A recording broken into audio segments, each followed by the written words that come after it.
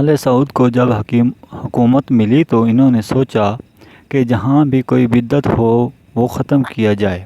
اس نیت سے انہوں نے رسول اللہ صلی اللہ علیہ وآلہ وسلم کا وہ گھر بھی ختم کرنا چاہا جہاں حضرت محمد صلی اللہ علیہ وآلہ وسلم پیدا ہوئے تھے، مولود نبی کریم صلی اللہ علیہ وآلہ وسلم۔ بادشاہ وقت نے علماء سے کہا کہ یہ بین الاقوامی مسئلہ ہے، سارے دنیا سے علماء کو بلوایا جائے، ان سے تائید لینے کے بعد ایسا کریں گے۔ تو دارالعلوم دیوبند کو بھی مدعو کیا گیا۔ دیوبند سے امام الازہر شیخ انور شاہ کشمیری رحمہ اللہ علیہ تشریف لے گئے۔ جب امام الازہر مولانا انور شاہ کشمیری رحمہ اللہ علیہ رسول اللہ صلی اللہ علیہ وسلم کے جائے پیدائش پر گئے تو اپنا سینہ مبارک وہاں کی زمین سے لگایا اور 2 رکعت نفل پڑھے۔ وہاں کے علماء نے اعتراض کیا کہ یہی بدعت ختم کرنے کے لیے آپ سب کو مدعو کیا گیا ہے اور آپ خود ایسا کرتے ہیں۔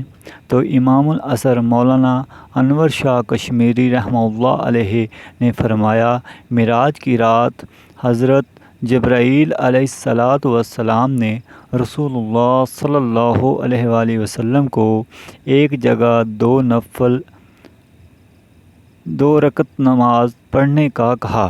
جب امام الانبیاء خاتم النبیین رسول اللہ صلی اللہ علیہ وآلہ وسلم نے نماز پڑھی تو اس جگہ کے بارے میں پوچھا تو حضرت جبرائیل علیہ السلام نے فرمایا کہ یہاں سیدنا عیسیٰ علیہ السلام پیدا ہوئے تھے۔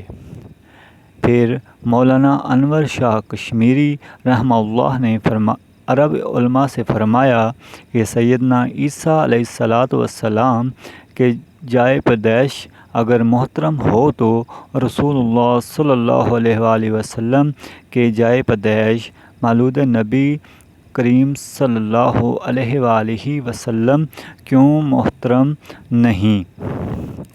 عرب علماء کے پاس کوئی جواب نہ تھا۔ گھر کو قائم رکھا اور وہاں لائبریری بنائی۔